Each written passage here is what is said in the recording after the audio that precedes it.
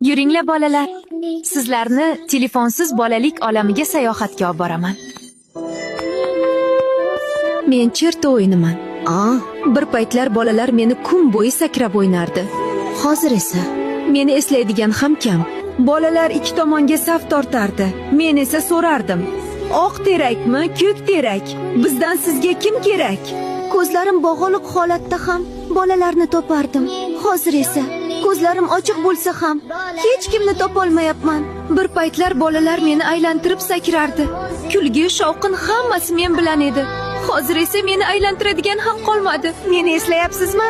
Men Zuzu o'yiniman. Bir paytlar bolalar meni quvib yugurardi. Hozir esa meni quvadigan ham qolmadi. Mana o'sha telefonsiz bolalik olami. Kelinglar, shu olamga qaytaylik.